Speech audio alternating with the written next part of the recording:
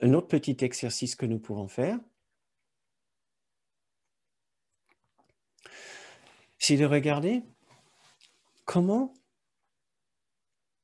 nous ressentons, pardon, regardez quels sont nos jugements par rapport aux autres personnes, par rapport à ce monde. Et au lieu de rester avec le jugement, et la partie mentale de notre problématique, nous essayons de revenir au ressenti, ce que nous sommes véritablement en train de ressentir dans la situation avec cette personne ou dans le monde. Ça va nous aider, c'est-à-dire au lieu de dire je déteste les manipulateurs, les grands manipulateurs dans ce monde. D'accord? Il y a peut-être les grands manipulateurs dans ce monde, mais essayez d'aller au-delà de ce jugement et essayez de trouver le ressenti derrière, la vraie émotion. Là, vous pouvez dire colère. OK, d'accord, il y a un peu de colère. Ça, c'est déjà bien. Peut-être il n'y a pas que colère. Oui, d'accord, il y a aussi tristesse. Je ressens de la tristesse pour ce monde.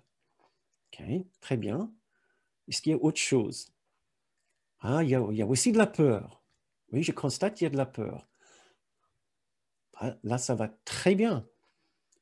Puisque nous sommes passés de juste un jugement en bloc très mental, je déteste les manipulateurs, à ce que je suis en train d'éprouver dans une partie de mon esprit, colère, tristesse et peur, et là, j'ai une possibilité de faire quelque chose. Tant que je reste dans la partie mentale, dans le jugement de la situation de l'autre personne, je ne peux rien faire puisque je vais toujours me donner raison. Et je vais défier chaque personne qui essaie de me dire que j'ai tort. Donc, on veut pas rester sur ce plan-là. Mais ça ne nous coûte rien d'aller voir quelle est notre expérience derrière. Qu'est-ce que l'expérience émotionnelle que nous sommes en train d'éprouver qui nous fait dire que nous n'aimons pas ce genre de personnes. Ah, colère, tristesse et peur. OK. Alors, qu'est-ce qu'on peut faire avec ça maintenant? On peut l'observer avec la plus grande tendresse et douceur et voir que le véritable problème derrière mon problème est que je ressens de la colère, de la tristesse et de la peur. Qu'est-ce que je peux faire avec ça? Comment m'aider à guérir ça maintenant?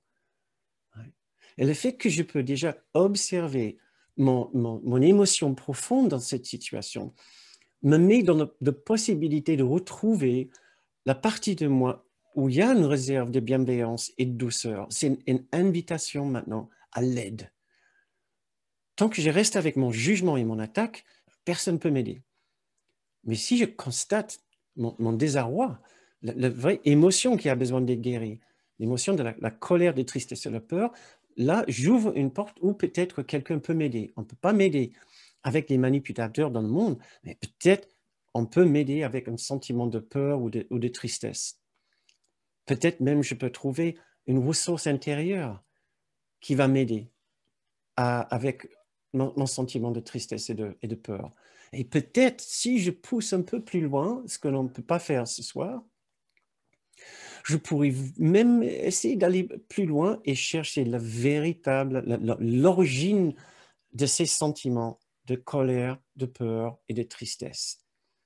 Au lieu de continuer à dire que voilà, c'est à cause de ces personnes, ces grands manipulateurs dans le monde, je pourrais aussi me laisser aider par une philosophie spirituelle telle que le cours ou par un autre, et d'apprendre que il se passe des choses sur un arrière-plan de l'esprit qui me rend vulnérable à ces sentiments.